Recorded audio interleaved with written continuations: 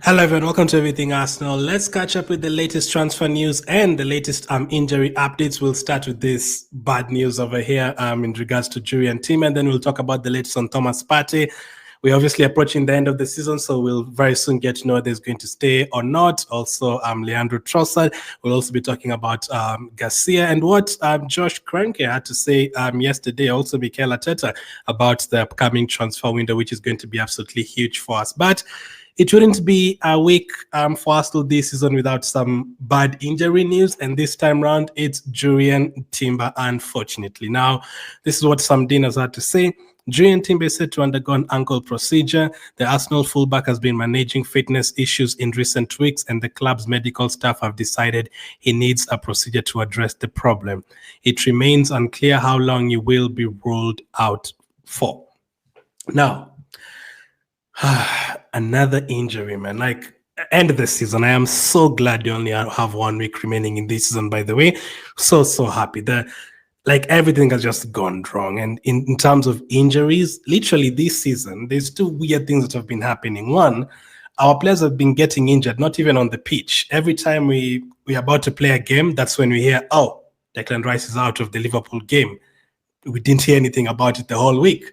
Or we're about to play a game and then we hear, oh, by the way, Calafiori is out, or Merino is out, or, the last couple of weeks as well, Timber is out. You're like, how? Like, when did he get injured? Like, so many times. And then if you count the injuries for Odegaard in the international break, Calafiori international break, like, it's just been such a weird season.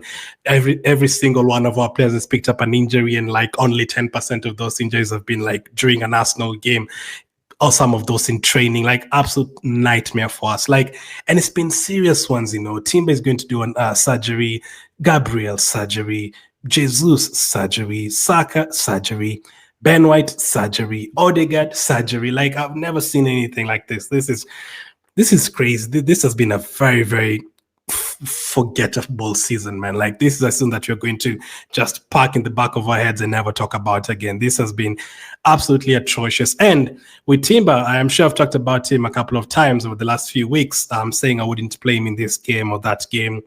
And one of the reasons was because you notice every single game, like since January, February, Timber always goes down and he gets like treated like once or twice in every game. And you could see every single last 20, 30 minutes, he's always pushing to finish the game. And I've seen people saying he's injury prone. No, Timber is not injury prone. The ACL injury can happen to anyone. That will keep you out for 9 months. I think he's been one of our best players this season. Not many people have had a good season for us this season, but Timber is definitely not one of them. Timber has been one of the players who's had a very good season throughout the season, and him coming from an ACL injury and being able to play all those games, that is very that made me love him even more this season, because last season we never really saw him play. And I said last season, if he was there, we'd probably have won the league. We'd have covered those 2 points if Timber was fit last season. We've seen his quality this season. That is after an ACL injury. And since October all the way to April, this guy played every single game apart from Brighton away. 90 minutes, 86 minutes, 90 minutes, 90 minutes, 90 minutes, like a few games where you're subbed off, yes, with an injury, but he's been very consistent. He's missed from the beginning of the season all the way to recently. He only missed 3 Premier League games with an injury, and then now he's missed Bournemouth and Newcastle. So those are 5 games he's missed in total with injury in the Premier League.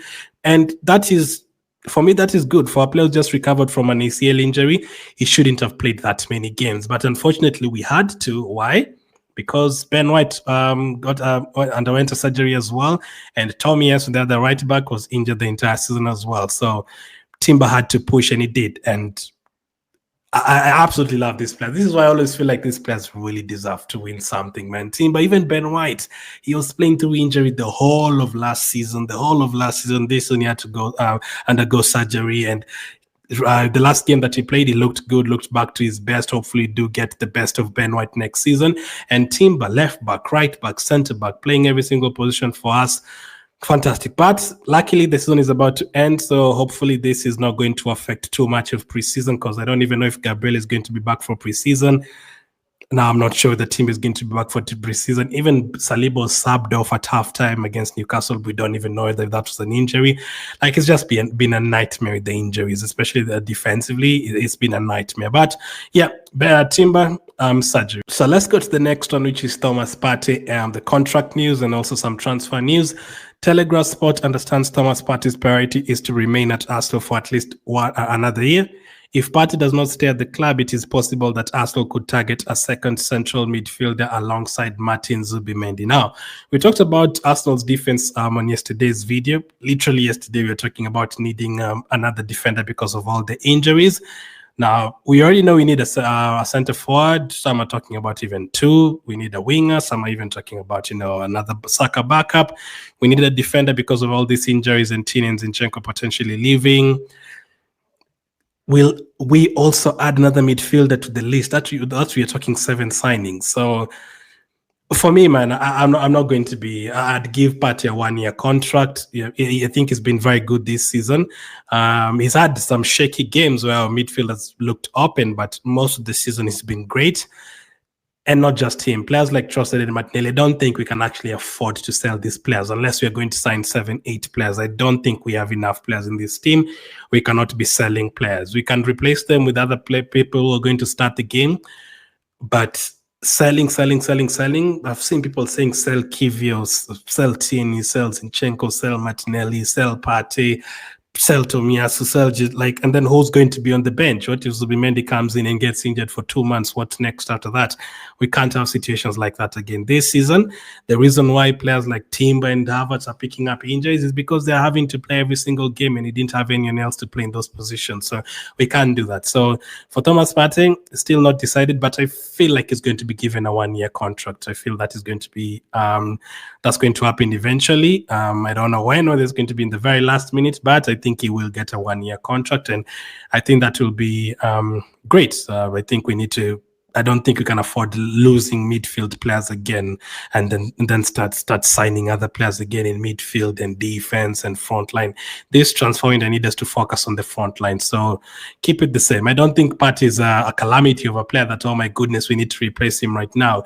Nowhere near that. No, I think if you look at like 30, 40 games he's played this season, he's been very good for at least 80% of them. So I'm happy to keep him for another 1 year. Next up, Leandro Trossard. Leandro Trossard's future at Arsenal is still undecided and is a very open situation. Andrea Bat has recently held talks with the Belgians camp. Now, for Martinelli and Trossard, I don't know what is going to happen. I think Partey is going to get a contract, but I'm not sure that Trossard and Martinelli, both of them, are going to be here next season. Now, again, they've not had a great season, and that is now 2 seasons in a row for Martinelli where he's not had a good season. And Trossard last season he was good. This season he hasn't been on that level, apart from a few games here and there recently. But overall, the whole season, nowhere near the numbers he had for us last season or his first half a season at Arsenal. So his age as well is not on his side. That's why people are talking about letting him go. But I'm imagining if you sign a winger, let's say someone like a Nico Williams or someone like that, Rodrigo Weber, and then you have Martinelli or Trossard as a backup, maybe there's an opportunity there to let go of one of them. But again, you're going to be really hoping next season Martinelli stays fit or Trossard stays fit the whole season. The new signing stays fit, Saka stays fit the whole season next time. And then, Havertz and the new striker and every forward player stays fit. Because when you get one injury there, it becomes a problem. I think Trossard, when he played as a number 10 on Odegaard was out, I think he did okay. He wasn't great because he's not really that kind of player, but I think he did okay. So they don't have to start. That is not my argument. My argument is not, keep Trossard and Martinelli in the starting lineup next season. No, for me, I'm looking at backups. Yes, I want us to sign a new left winger who's going to be starting games, but that left winger is not going to play 90 minutes every single game, when they're rested, who's going to play on the left side, unless we're signing 2 wingers, which is not going to happen because we also need a striker, we also need a midfielder, maybe an attacking midfielder, a defender, a backup goalkeeper. There's a lot to do this transfer window. So let's see what happens with Trossard. But that is the latest on the contract situations. We're also waiting to see what's the latest on Saliba, on Gabriel, on Saka. All of them have 1 year, 2 years. 2 years remaining on their contracts. So not that long. Next up, let's talk about what Josh Kroenke said yesterday. So Josh Kroenke's message yesterday was, we plan to invest to get behind winning and doing better next season. Our sporting director, Andrea Bata, will play an important role in this. We are crystal clear on exactly what we need to do and the way in which we want to do it. So I posted this yesterday. A lot of people are like, hopefully it's not just talk. That's what we hope for. We are hoping that it's not just talk this time. Now, we always say next season, that is the joke, but I feel like this one is going to be different. Whether it's because we've seen how the season has gone. We've not had this kind of season for a long time. It's been long since we were like, we don't care about these games coming up in April and May. The last few seasons, we've been like, invested all the way to the final day of the season, which has been, it's been new for us because not new because the other days, okay, not really for the title race, but yeah, it's been new for us in terms of the title race, but it hasn't really been new in terms of us, investing in something all the way to the end. There's been times where we are fighting for Europa League or trying to finish in the top 4. This is the only season where we are like, yeah, this is basically over. We are going to finish second. We don't even really care about the Southampton game. We've not felt that way in a long time. They have to do something. And not just that, we've seen the number of injuries we picked up this season. Timber having to play way too many games, Rice having to play way too many games, Havertz having to play way too many games. We can't be going with 16, 17 players. We need 22, 23 players, 24 players in our squad. Plus, the youngsters that we have need to be used here and there as well. And also, the fact that, the chances we missed up front and some games where we've lacked any threat, some games where we have like 90% possession and the other team gets one chance in this score. That has been very painful. And obviously the appointment of Andrea Bata, that also makes me feel like surely something is going to happen this transfer window. There's a reason why they've appointed him. So I'm hoping this time is different. Also, there's no Euros this time round. There's no AFCON, no World Cup or Asian Cup to distract us from signing players. No, there's a Club World Cup, but we are not interested in any players playing the Club World Cup. Let's go for our targets. Let's try and sign the players that we want as early as possible. It's going to be another busy pre-season. We're playing Newcastle again. We're playing Tottenham. I think AC Milan. So it's not going to be easy pre-season as well. Let's be ready by then. Let's make sure we are ready by then. Even Arteta mentioned it. Declan Rice mentioned it after yesterday's game. Arteta said time to go to the beach, enjoy a few days, and hope the guys upstairs do what they have to do. Hopefully, man, because we are desperate. We've not been this desperate in a long time, but this time we are very, very desperate. Very, very desperate. So let's see how it goes. Next up, goalkeeper situation. What's happening with the goalkeeper situation? Although Arsenal wrapped up a deal with Juan Garcia earlier this year, the club then went radio silent on his camp. Over 10 clubs are now interested, including Man City and Barcelona, and the race is fully open. Now, am I happy if we signed Juan Garcia? I don't mind it. Am I happy if we spend 30, 40 million on Juan Garcia? Yeah, I kind of mind that. Do I think Raya needs to be replaced? Definitely not. I think Raya has been the best goalkeeper in the league this season alongside Sales from Nottingham Forest, and the clean sheet table shows it the number of saves both of them have been making and the number of times he's saved us this season. Raya is 1 point for us this season, so I don't think he needs to be replaced. Do we need a good backup goalkeeper? Yes, because there's a lot of competitions, and also having Raya playing in all those games, Carabao Cup, FA Cup, it was not ideal. There's a time we were playing a 15, 16-year-old in the Carabao Cup. I don't know if it's against Bolton. I think it was against Bolton. That's because we didn't have, we had Neto, but he couldn't play in that competition. So it's great to have two good goalkeepers like, Ederson and Moreno and Callahan and Alisson. It's great to have two goalkeepers. But can we spend that kind of money on him? I don't know. Will he be happy to come and be a backup at Arsenal? I also doubt that, with all those teams wanting him. Sam Dean says a few months ago, sources in Spain told Telegraph Sport that Juan Garcia's move to Arsenal this summer was regarded by many in Spanish football as a near certainty. Now, however, the picture seems less clear with Garcia catching the eye of other teams. So if we eventually don't end up getting him, he's a very good goalkeeper, by the way. But if eventually don't get him, I'm not going to be, I won't not be able to sleep because we didn't sign him, but we'll also have to get a very good backup goalkeeper though, just in case. Next up, Max Daumann. So Max Daumann has been informed by Arsenal that he will be part of the first team squad next season. This is according to John Cross of the Mirror. That's great news as well. He's been absolutely incredible for the youth teams that he's played in.